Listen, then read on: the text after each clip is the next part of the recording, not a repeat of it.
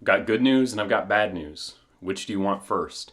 I asked my kids that about a week ago when I had to break the news that the family vacation we've been putting off through a move and a particularly busy year was being delayed further.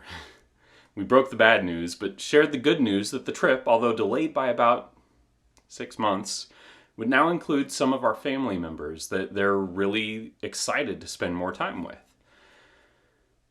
Okay, and they asked for the bad news first, in case you were wondering. And I think that's the right choice. Unless you know the bad news, maybe the good news doesn't carry the full impact it should. So here, in just the second video on the gospel, a phrase that literally means good news, I want to lead with the bad news. Let's rip off the Band-Aid and get it out of the way. You and I are family, so I'm going to put it to you real straight here.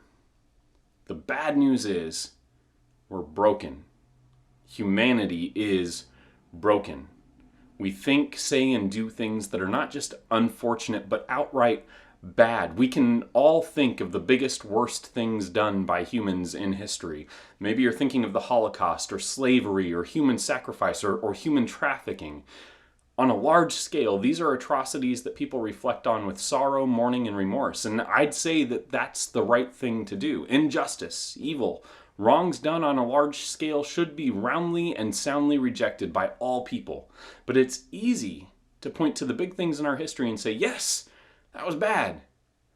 It's substantially harder to pull the lens in and look at the smaller scale of our own hearts as they exist here and now. Our hearts are capable of deeply disturbing things. They can be places that harbor hatred, anger, and selfishness. Our mouths are capable of deeply hurtful things.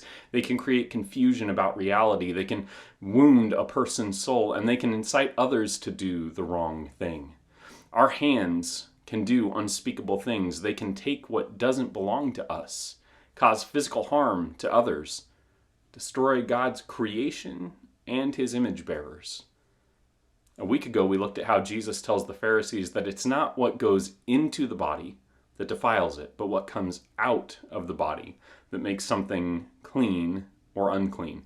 He says that in Matthew chapter 16. God says of humanity in Genesis 6 that the inclination of their hearts is always only evil. This is not how it's supposed to be.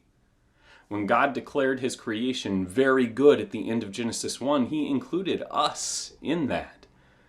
But somewhere things all went wrong. Humanity rejected the God who made us, rejected his desire to be our source of wisdom, our provider, and our guiding image. And instead, we chose to make the way for ourselves, a way for ourselves.